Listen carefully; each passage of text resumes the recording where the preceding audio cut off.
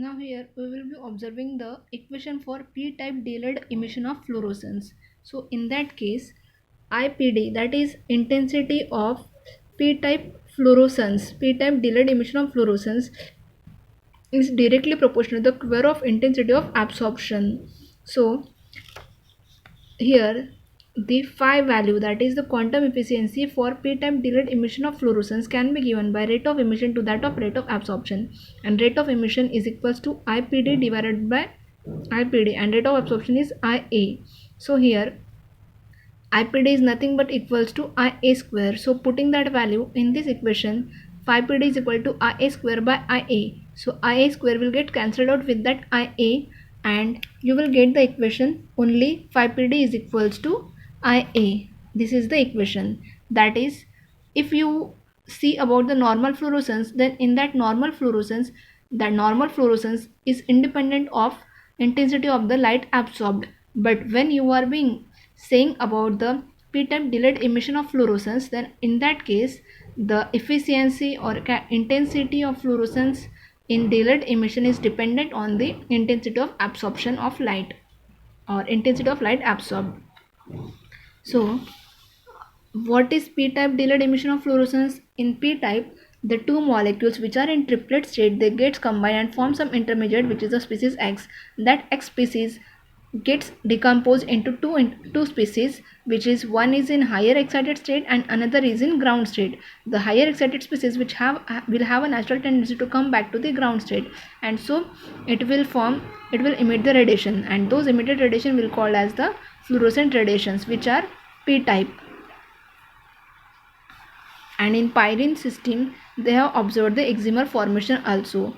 Here in pyrene system, the excimer is being formed from the intermediate, and that excimer formation, the first possibility is for excimer formation and second possibility is for this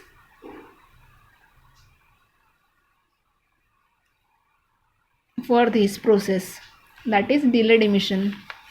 Now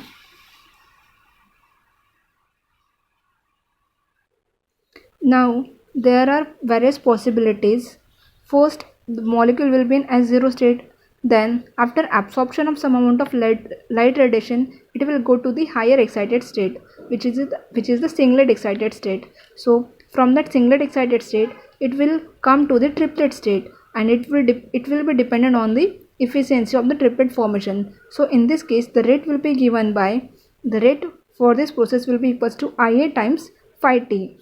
Now the second step will be, the molecules which are in triplet state will have a tendency to come back to the ground state, and in this case the rate constant will be given by phi kt, and the equation will become phi t times capital T, concentration of capital T. Now the another possibility is that the two molecules in the triplet state may get combined and form the species X. For that, rate constant is given as X. So the rate constant into the intermediate and the into capital T, as there are two molecules, so I have written here square.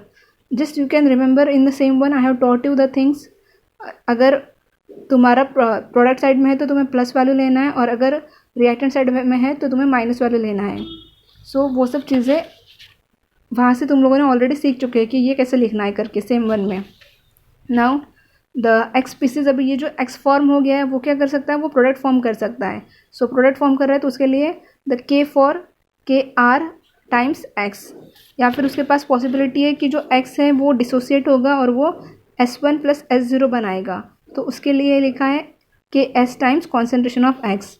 और S1 जो अभी बन गया है तो उसके पास possibility है कि ये S0 प्लस कुछ रेडिएशन इमिट कर देगा. So it will be emitting the fluorescent radiation. So KF लिखा है उसके लिए, और ये बना है KF into concentration of S1. सो ये वाला तुम्हारा एक बन गया है.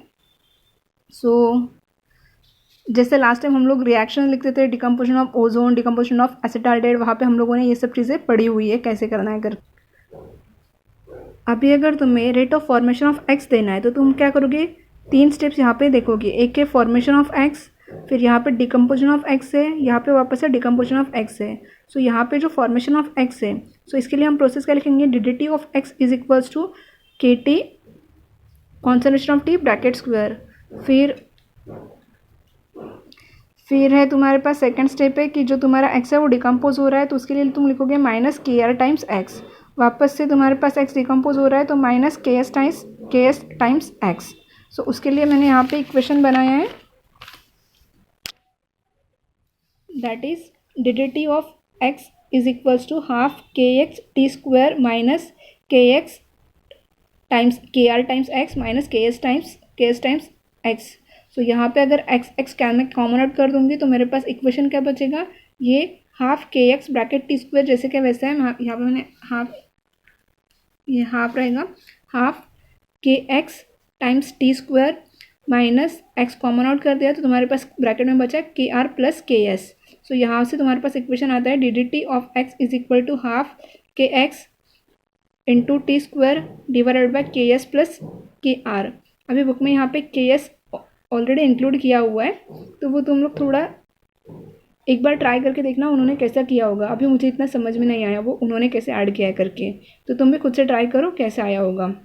तो यहाँ पे केस का फैक्टर सिर्फ और इंक्लूड किया हुआ है, ठीक है। तो यहाँ से तुम्हारे पास इक्वेशन आता है half k x into t square divided by k s plus k are, ठीक है। ये वाला इक्वेशन हमें, तो अभी हमारे पास क्या है, अगर लाइट इंटेंसिटी बहुत कम है तो एट दैट टाइम हमारे पास यहाँ पे दो पॉसिबिलिटीज़ है कि अगर लाइट इंटेंसिटी बहुत कम है तो वहाँ पे ट्रिपलेट इंटरेक्शन की पॉसिबिलिटी जो है वो प्रोबेबिलिटी है बहुत कम रहेगी। तो उसके अनुसार अगर हमें quantum efficiency of triplet formation अगर देना है, that is quantum efficiency of triplet formation is equal to rate of emission to that of rate of absorption. So rate of emission या इसके लिए हम लोग यहाँ पे हम लोगों ने लिखा है अगर quantum efficiency of triplet formation है तो हमारा जो ट्रिपलेट है वो कहाँ पे डिकम्पोज हो रहा है, तो यहाँ पे हमारा ट्रिपलेट डिकम्पोज हो रहा है, that is summation k T S zero. तो यह क्या कर रहा है, summation k t times T. तो ये वाला हम लोगों ने यूज़ किया है यहाँ पे, that is rate of emission will be equal to summation k t times t divided by I A. But summation k t, तो यहाँ पे मैंने सिर्फ इसको अरेंजमेंट किया है कि आई ए में ये साइड में लेके गई हूँ। सो ये बना phi t into I A is equal to summation k t times T.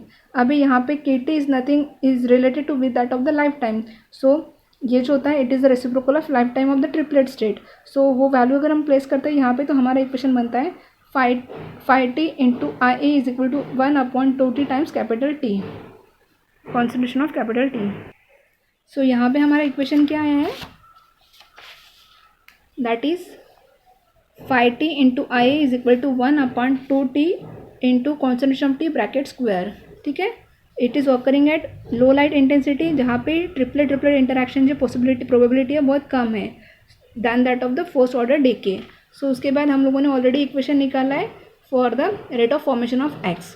So यहाँ पे अगर डिसोसिएशन ऑफ एक्स का बहुत ज़्यादा है तो यहाँ पे हम लोगों ने एक्स का टर्म इंक्लूड नहीं किया, माना एक्स वाला जो टर्म है ये नियरली अगर ज़ीरो हो जाता है तो उसको हम लोगों ने यहाँ पे इंक्लूड नहीं किया है इक्वेशन में। सो वहाँ से तो हमारे पास ये वाला इक्वेशन आ गया था, that is half k x T bracket T square divided by के s plus k are. Now अगर हमें क्वांटम इफिशियंसी ऑफ फ्लोरोसेंस निकालने तो वो रहेगा rate of emission to that of rate of absorption. तो यहाँ पे क्वांटम इफिशियंसी रहेगा तुम्हारा, रेट ऑफ इमिशन क्या रहेगा, I P D to that of the rate of absorption. Rate of absorption कितना रहेगा, जितना इसका फॉर्मेशन का रेट है वो पूरा का पूरा। सो वो वैल्यू मैंने यहाँ पे डाल दिया यहाँ पे, ठीक है। उसके बाद क्या किया मैंने, सो यहाँ से मैंने आई का वैल्यू निकाला है। आई एक जगह पे रहा, बाकी पूरी वैल्यूज़ में एक साइड में लेके गई, तो मेरे पास ये वाला इक्वेशन बना है, ठीक है। उसके बाद क्या हुआ है यहाँ पे, अभी हमारे पास ऑलरेडी इक्वेशन था, हमने अर्लियर पेज पे देखा था, यहाँ पे फर्स्ट इक्वेशन था हमारा, that is Q P D is equal to I P D upon I A, ठीक है। तो वही इक्वेशन मैंने यहाँ पे यूज़ किया है, दैट इज़ कहाँ पे, हाँ, this is your phi P D is equal to I P D upon I A. तो यहाँ पे मुझे सिर्फ क्या करना है, आई पी डी का वैल्यू प्लेस करना है फर्स्ट, और मुझे पता है कि टी का वैल्यू क्या होता है, टी का वैल्यू यहाँ पे है टी स्क्वायर है, तो टी स्क्वायर है, तो अगर मुझे टी का वैल्यू निकालना है तो मैं अदर क्वांटिटीज़ को क्या कर दूँगी, स्क्वायर कर दूँगी। So phi T square I A square and 2t square, ये हो जाएगा मेरा टी का वैल्यू। सो अगर मेरा वैल्यू टी का वैल्यू वो हो जाता है तो मैंने वो टी का वैल्यू यहाँ पे निकाल दिया है कि ये वाला वैल्यू मेरा ये हो जाएगा करके,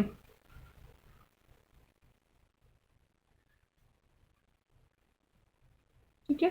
थोड़ा एक बार आप भी करके देखो कि मैंने राइट किया है कि नहीं किया है, अक्सर मैं इन सब चीज़ों में गलती कर देती हूँ करते वक्त, तो आप भी एक बार बराबर करके देखना। ठीक है, तो यहाँ पे मैंने टी का वैल्यू निकाला हुआ है यहाँ पे। तो अभी मुझे क्या करना है, यहाँ पे IPD का वैल्यू जो है IPD इज इक्वल्स टू, यहाँ पे मैंने IPD का वैल्यू निकाला हुआ है। अभी मेरे पास इक्वेशन है कि 5PD is equal to IPD upon IA। तो यहाँ पे मैं क्या कर रही हूँ, सिर्फ 5PD is equal to IPD upon IA है, तो IPD का वैल्यू मेरे पास ये वाला आ चुका है, तो वो वैल्यू को मैं ऐड कर रही हूँ। तो IPD अपॉन IA, तो यहाँ पे IA जो है हमारा कैंसिल आउट हो गया, तो हमारे पास ये वाला इक्वेशन बच जाता है। ठीक है, अभी 5PD डिवाइडेड बाय 5F कर देंगे, तो हमारे पास ये वाला इक्वेशन आ जाएगा। ठीक है, 5PD upon 5F is equal to this value.